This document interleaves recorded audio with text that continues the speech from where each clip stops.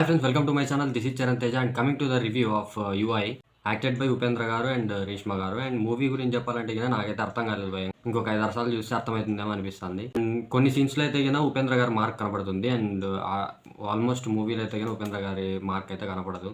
And ఒకప్పటి మూవీస్‌కి, ఇప్పుడు మూవీస్‌కి ఇప్పుడు ఈ మూవీకి చాలా తేడా ఉందన్నమాట. అండ్ మూవీ గురించి చెప్పాలంటే గిన కొంచెం డిసప్పాయింటెడ్ బ్రో. అంటే మూవీ కొంచెం అర్థం కాదు సినిమా. అండ్ కొన్ని డ్రోన్ షాట్స్ ఉంటాయి, అసలు ఏం బాగోవు అసలు.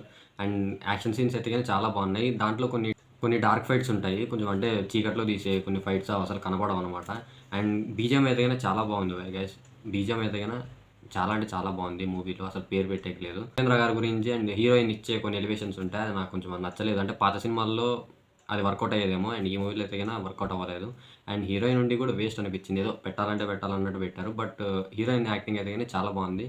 అండ్ ఆవిడ చాలా బాగా చేసిందండి. మూవీ మీద మనం పెట్టుకున్న ఎక్స్పెక్టేషన్స్ అయితే కానీ అసలు రీచ్ అవ్వలేదని చెప్పాలి. అండ్ క్లైమాక్స్లో కొన్ని 2 సాంగ్స్ ఉన్నాయి. అండ్ ట్రోల్ సాంగ్ అండ్ నీది చాలా పెద్దది, నాది చాలా, అది చాలా బాగా అనిపించింది సాంగ్. అండ్ 2 సాంగ్స్ చాలా బాగున్నాయి. ఇండైరెక్ట్గా చాలా చెప్పాడు. అంటే జనాల గురించి, ఆ వ్యవస్థ గురించి అండ్ ఇట్లా రాజకీయాల గురించి ఇండైరెక్ట్గా చాలా చెప్పాడు. అండ్ కొన్ని డైరెక్ట్గా చెప్పాడు.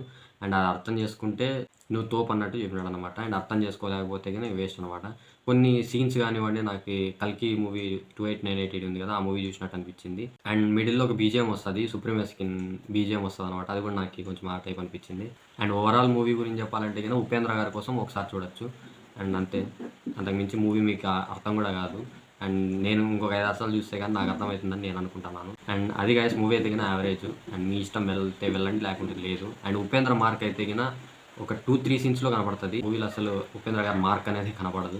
ఇక్కడ 2-3 సీన్స్లో మనోడు బతికే ఉన్నాడు అన్నట్టు అనిపిస్తుంది అనమాట. చాలా సీన్స్లో ఇంకా నిద్ర వస్తుంది. ఇది guys movie review, UI movie review. And మీకు ఎలా అనిపించిందో కామెంట్ చేయండి. అండ్ వీడియో బాగుంటే కన్నా అండ్ నా రివ్యూ నచ్చితే అండ్ మీరు మూవీ చూసిన తర్వాత మీకు ఇలాగే అనిపిస్తే కన్నా వెంటనే మన ఛానల్ సబ్స్క్రైబ్ చేసుకోండి. అండ్ ఈ వీడియోని లైక్ చేయండి. ఓకేనా, by. Thanks for watching guys.